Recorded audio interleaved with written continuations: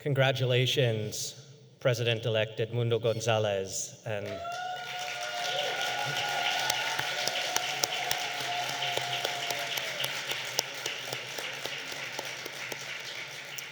Leader Maria Corina Machado on receiving the 2025 Courage Award, and on your important calls to action and the 3 points that President Gonzalez highlighted, and the need for the freedom of his compatriots and colleagues currently hiding in the Argentinian embassy and being denied their fundamental rights of safe passage to seek asylum abroad. We must support them in their struggle for freedom, and all the brave Venezuelans who continue to take to the streets, including, as Maria Corina Machado emphasized, that over 70% of those allowed to vote that supported her and Edmundo Gonzalez, who are the democratic voice of Venezuela, and we are delighted that they're here with us today. And may I also congratulate each and every one of our brave speakers on their courage, despite enduring the unspeakable, to be on this stage and to find the words to describe the indescribable, which should be a clarion call for us all. Mariam, mourning the heinous murder of her child Abolfaz by the terrorist regime in Tehran. Tehran has the highest rate of child executions in the world, and the story that she shared is one of many families who are suffering and need the support of the international community. We heard from Niamat Ahmadi, who shared the story of the murder of her loved ones and the ongoing genocide, the second genocide in our lifetimes of the people of Sudan. And we heard from Rahima Mahmoud on the plight of the Uyghurs and Namki of Tibet. We heard about the situation in Vietnam and in Cuba. And we heard of the political prisoners on the front line of fighting the impunity that allows for this injustice to prevail. Their fight is the fight for our common humanity, a fight against injustice, and a fight that requires the support of each and every person individually and collectively in this room and at the United Nations. And in alphabetical order, quickly list some of the dissidents we heard of today. But again, each of these dissidents are emblematic of thousands of others who are suffering in silence and who represent the struggle for freedom, humanity, democracy in our times, the greatest human rights struggles and defining challenges of our era.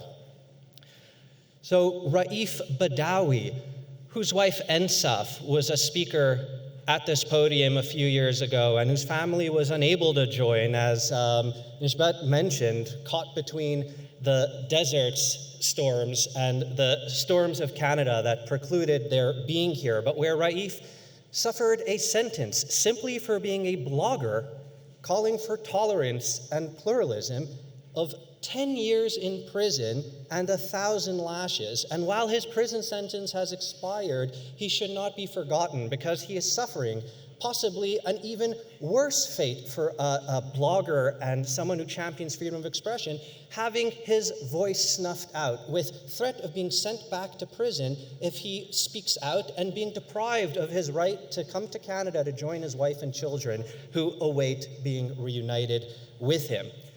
Also, Dr. Wang Bingzong, whose son Times was here on the stage sharing their plight to return their father to Canada as well, a McGill graduate who decided, instead of pursuing his medical career, to become the leader of the Chinese pro-democracy movement, and who remains today the longest-held political prisoner in the world, sentenced to a torturous sentence of life imprisonment and solitary confinement, and who has suffered multiple strokes and ailments as a result of that, and who must be liberated immediately. We had an empty chair in honor of Rahil Dawood, a Uyghur scholar and community leader disappeared by China. And as well, an empty chair for Swedish-Iranian doctor Ahmed Riza Jalali, and likewise for Maria Kolesnikova, the Belarusian opposition leader, whose sister Tatiana Khomich was a speaker here in previous years, and where she is being persecuted for her campaign to be the voice of the Belarusian people. Likewise, we heard from Sebastian Lai, the son of Jimmy Lai, who at 77 years of age is in solitary confinement in Hong Kong, as his lead counsel says, running a newspaper and speaking to journalists, talking to politicians about politics, and speaking to human rights organizations about human rights. So for exercising these very basic and fundamental rights, he is suffering in torturous conditions in Hong Kong and is currently undergoing a sham trial, which makes it a particularly propitious moment for us to intervene and pressure Hong Kong authorities to secure his release. He is a British citizen. He could have fled, he could have left, but he decided to stay and be a lightning rod as a prominent Hong Konger to be the voice of the people and deflect the attention from all those who were being persecuted in the streets. And as well, Mahmoud and Mariam Meirabi, we heard from their sister, Mahan. They're being persecuted for supporting the Women Life Freedom movement in Iran. And finally, Dawit Isaac, whose daughter, Bethlehem, was here on this stage describing the conditions of the world's longest unlawfully detained journalist in a society, a government that is persecuting innocent people, forced conscription, as Bethlehem described, with repression that has been described as matching or exceeding North Korea. And yet, there is no international condemnation commensurate with the scope and scale of those crimes and which calls out for justice. So again, with each of these cases and causes referenced at the summit, there are thousands of others languishing in pain with lives and loved ones they're struggling to return to, and they deserve all of our support.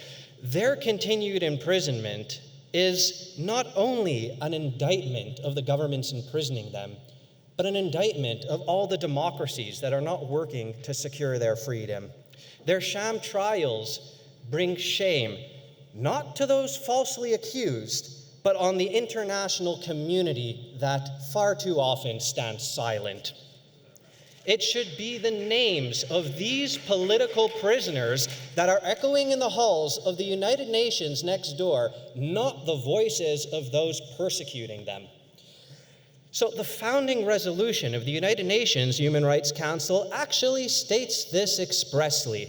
It says that all those elected to the council must abide by the highest standards of human rights norms, and that those engaged in widespread and systematic human rights abuses can be removed.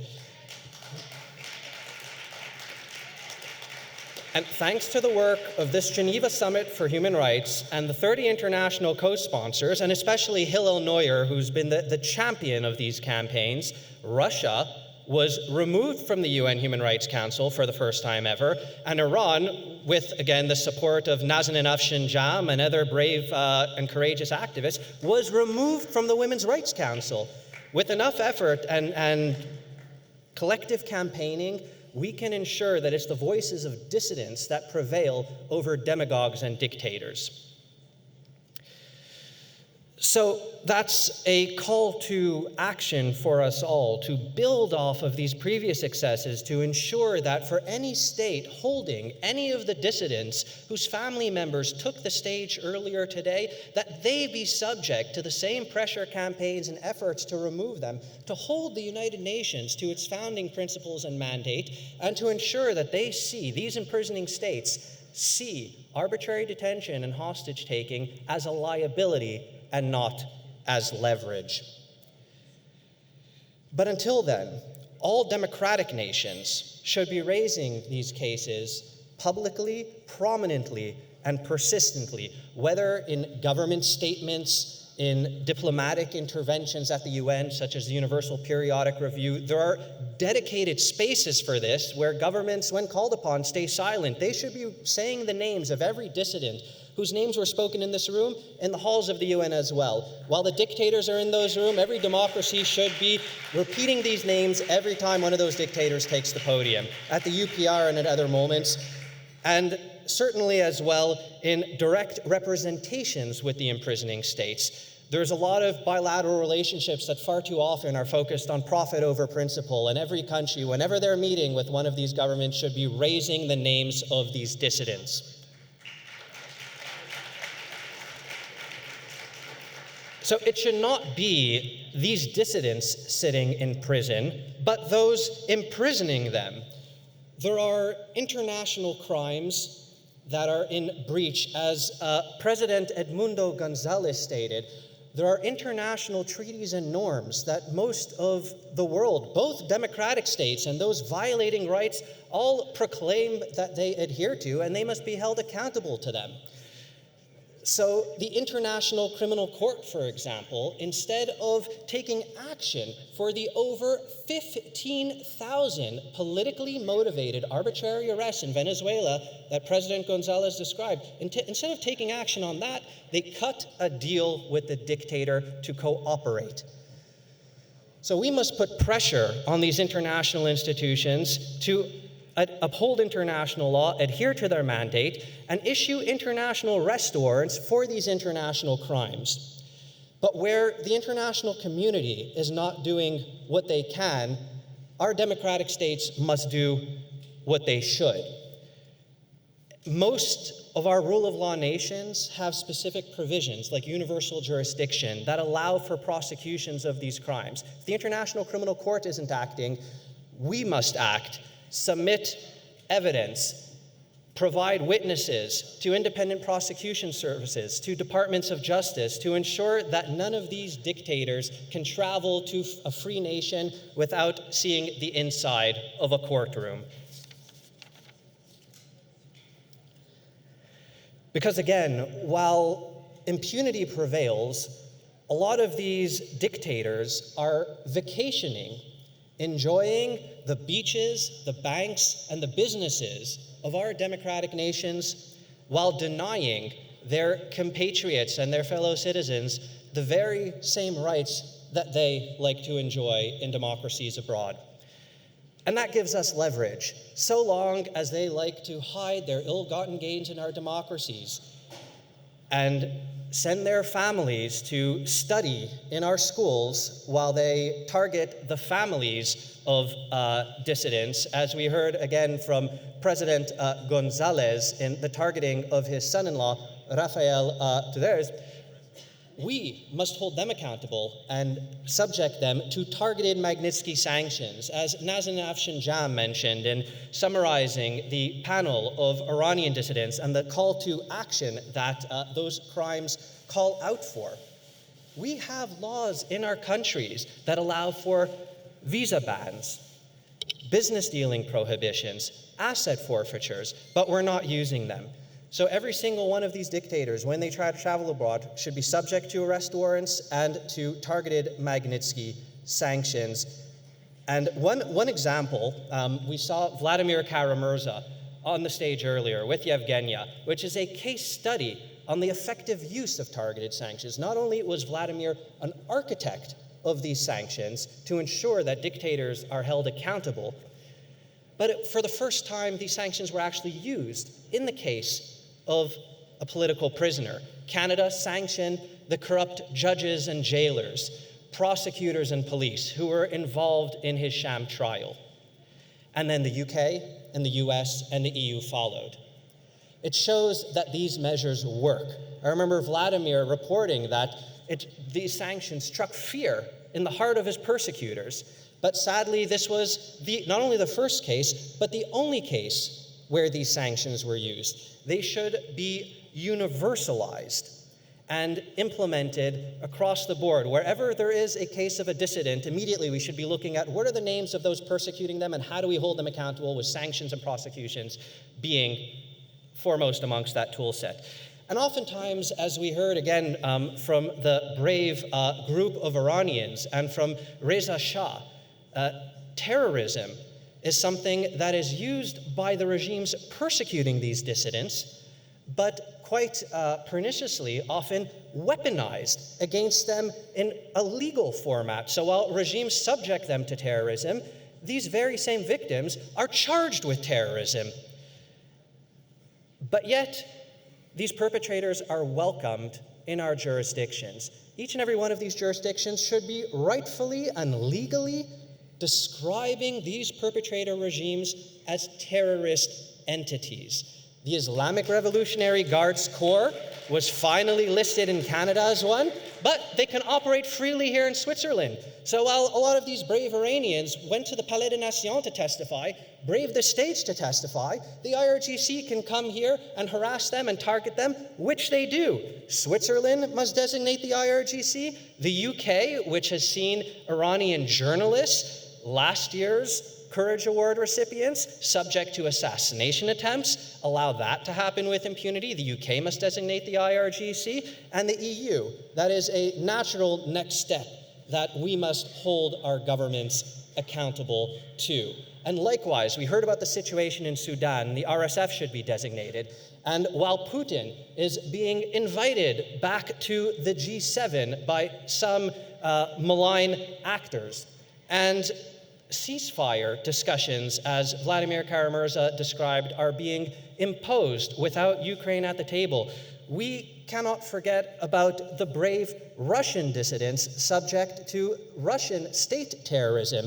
The Russian state apparatus should similarly be designated as a terrorist entity, and Russian dissidents cannot be forgotten amidst these discussions. Likewise with prisoners of war, as Vladimir described, under the Third Geneva Convention, and all those who aren't even covered by some of these conventions because the crimes they are subjected to are so heinous that civilians, including thousands of children, have currently been disappeared and are being held and must be a part of these ceasefire discussions. So while it can be easy to see to cynicism and despair after going through the list summarizing all the atrocities we've heard today, the situations of political prisoners, and the government inaction that underpins and even enables it all, I conclude this conference with hope. Again, citing Vladimir, who used to say this as an historian, but can now say it as someone with the lived experience of having endured it, history shows that freedom prevails. And as Martin Luther King Jr.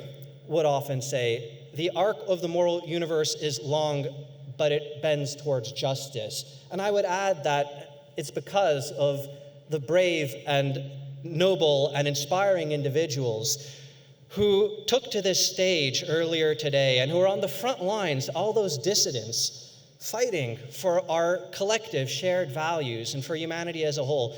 It's because of them that that arc continues to bend. And it's because of good policies and campaigns like the kind that Nazanin and Hillel lead that it brings that arc of justice ever closer to reality. So may all the testimonies we heard today be not only an act of remembrance, but a remembrance, like all these brave heroes, we must always act. Thank you.